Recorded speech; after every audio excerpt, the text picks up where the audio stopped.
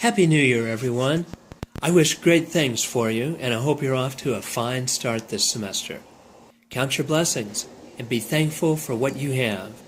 You and I truly have a lot. I'm still digging out from the Christmas blizzard, but we are plowing forward with our course, Child Psychology. Chapter 2 is titled Genetic Bases of Child Development.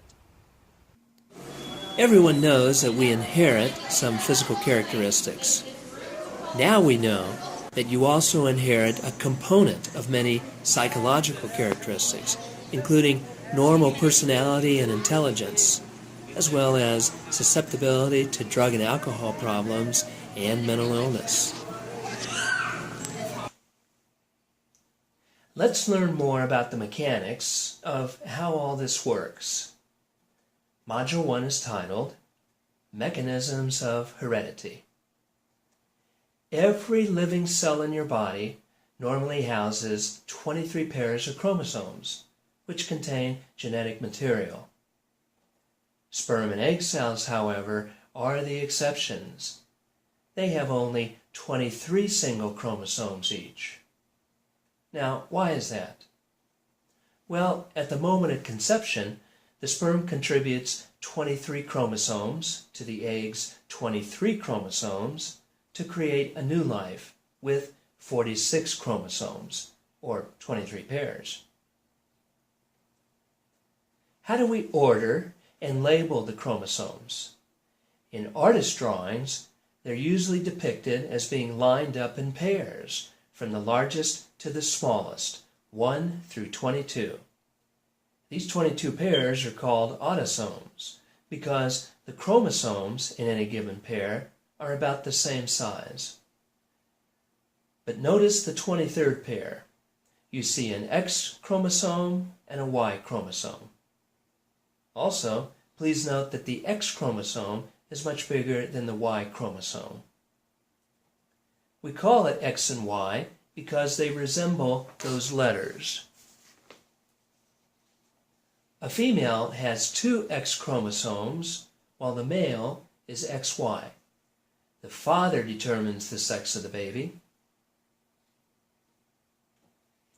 Each chromosome is actually a molecule of DNA and called a double helix molecule because it's shaped like a spiral staircase. This is the blueprint for life. It is incredibly complex and beautiful all at once. Within a chromosome are genes, said to be on the rungs of the ladder, that through biochemical reactions contain specific instructions for building a life and how to regulate all human characteristics and abilities. It's estimated that chromosome 1, the largest, has about 3,000 genes, while the Y chromosome, one of the smallest, only has 200 genes. Your genotype is your heredity by the complete set of genes, but your phenotype is what you look like and how you act, resulting from genetic instructions along with environmental influences. Let's see how genotypes produce different phenotypes. A good example from the book will be the case of Glenn and Leslie and the transmission of sickle cell anemia. Genes come in different forms or varieties called alleles, and these genes, or alleles, can be dominant or recessive. Glenn's genotype for sickle cell disease is homozygous. Homozygous means both genes are the same. He has 2 genes for normal, and the normal gene is dominant, which we will capitalize. Because Glenn has at least 1 dominant gene, it means he does not have sickle cell disease. And because he has 2 dominant genes, he is not a carrier of the trait. But Leslie has a heterozygous genotype. This is because she has 1 gene for normal, the capital A, and the other gene is abnormal, which we will designate with a little a. It is important to remember that Leslie's phenotype and Glenn's phenotype are the same. Neither one suffer from sickle cell anemia, but Leslie carries the trait or allele for this disease. What will happen if these two have a baby? Glenn can only randomly contribute a normal gene, and if Leslie randomly contributes the normal gene, these are both dominant, and the newborn will not have sickle cell anemia. But let's say Leslie randomly contributes the abnormal gene. The baby will still be free from sickle cell disease because the dominant gene from Glenn always trumps the recessive gene. This is great news. Any child they produce will have a phenotype absent this disease. However, if Leslie did contribute the recessive gene, her offspring would have a genotype carrying the trait and could pass the gene for the disease on to the next generation. This is how a lot of single gene inheritance works and is responsible for many common traits such as hair color, vision, and hearing, with the idea of the dominant trait expressing itself and the recessive trait being silenced. You have probably heard the warning that cousins shouldn't marry. I hope after the example with Glenn and Leslie, this advice will make more sense to you. We know from good research that children born from genetically unrelated parents suffer a rate of genetic disorders about 2 to 3%. But children born from first cousin marriages, where the parents are related, suffer a rate twice as high at 5 to 6%. Now, both rates are still pretty low, but in many U.S. states, cousin marriage is outlawed. In many other parts of the world, however, it's not that uncommon, particularly over here in the Middle East. So what's going on? What happens? Well, a lot of these genetic disorders require two recessive genes to link up, one from mother and one from father. And when these genetic disorders are present, they tend to run in families. So you could have two first cousins, perfectly healthy, show absolutely no signs of a disorder, but they carry recessive traits. They have a baby, and the baby, real possibility, could have the disorder. Genetics can harm development in one of two ways. First, it can cause disease directly. But fortunately, most inherited disorders are rare and caused by two recessive genes pairing up. Secondly, and this is more common, is the situation of extra chromosomes, missing chromosomes, or damaged chromosomes. The best example and most common is Down syndrome, caused by an extra 21st chromosome. You have 3 21st chromosomes. A child born with Down syndrome has a characteristic facial appearance that's easily recognizable, including a small chin, slanted eyes, a flatter nose, and a relatively large tongue. Physical development starts to lag after a few months, and mental retardation is apparent by the first grade. These children need special education programs to prepare for school, and achievement is limited. Life expectancy is not usually past middle age. However, they may lead fulfilling lives. Down syndrome seems to result from a random chance extra chromosome contributed by mother, and the odds of this happening go up to 1 in 50 by her early 40s. Research in 1993 has shown that almost 1/2 of all fertilized eggs abort spontaneously within 2 weeks because of abnormal genetics. The eggs could no longer grow and are removed by Mother Nature. Well, let's move on to Module 2, Heredity, Environment, and Development. Behavioral genetics deals with inheritance of behavioral and psychological traits. Earlier, we studied either-or genetic cases, but when it comes to important behavioral and psychological characteristics, we now get into the field of polygenic inheritance. Personality characteristics such as introversion versus extroversion and intelligence are distributed normally along a bell curve and are not either or. And what I mean by that is it's not one or the other.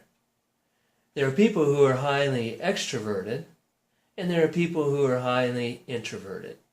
But most of us fall right in the middle.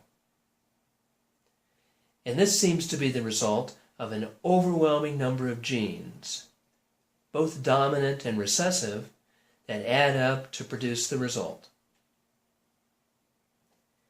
Behavioral genetics has a couple favorite methods to research this: twin studies and adoption studies. Identical twins, also known as monozygotic twins, come from a single fertilized egg that splits in two. Identical twins look alike because they are genetic carbon copies of one another. Fraternal twins, on the other hand, also known as dizygotic twins, come from two separate fertilized eggs by two separate sperm. They are as physically similar as any two siblings from the same biological parents. When we study identical twins using a measure of extroversion, and one twin is highly extroverted, there's a strong possibility that the other one will be just as extroverted. There is very little difference between them. And when we examine another set of twins, if one is introverted, the other member is just as likely to be very introverted. There's no significant difference between the two. We see the same pattern in fraternal twins, but the differences are bigger. These findings make the case for a strong hereditary component. Adoption studies compare an adopted child's score on a characteristic to his or her biological mother and compare the adopted child's score on the characteristic with their adoptive mother. There is more similarity between the child's biological mother than the adoptive mother. These results, taken together, strongly suggest a hereditary component in extroversion. In fact, this kind of research using twin and adoption studies shows that many psychological characteristics are strongly influenced by heredity, including personality, mental abilities, drug and alcohol problems, psychological disorders, and even normal attitudes and interests. One criticism of identical twin research is that identical twins tend to be treated similarly by parents, family members, and even the community. They have a shared environment. And how do you separate that out from the effect of heredity? It's a fair criticism. From a research standpoint, then, it would be ideal if you could find identical twins who were separated at birth, raised by completely different families, maybe on different ends of the earth, and then see about bringing them into the laboratory and studying similarities and differences that way. The University of Minnesota is the leading research point for this. They have been actively studying this area for the past 10 to 15 years. And the results so far are amazing, bringing identical twins separated at birth years later, and the similarity with personality, intelligence, attitudes, mental disorders are very similar, at least as similar as the identical twins raised together, or even stronger. So look for more of this research in the future. The pathways from genes to behavior are incredibly complex, and we don't know much yet. But the behavioral consequences of genetic instructions ultimately depend on the environment in which those instructions develop. How might it work? Well, let me go over 3 possible links between nature, nurture, and development. Example 1 is that 2 kids could have the same genotype for an average IQ, but they go on to have different phenotypes, depending on if the environment was stimulating, leading to an above average IQ, or the environment was impoverished and unstimulating, leading to a below average IQ. A second example is that genes can influence the kind of environment to which a child is exposed. A bright, outgoing child may receive more support and encouragement compared to a child less bright and withdrawn and may be easily overlooked by teachers. And a third example is that as we get older, we do niche picking. That is, we seek environments that fit our heredity.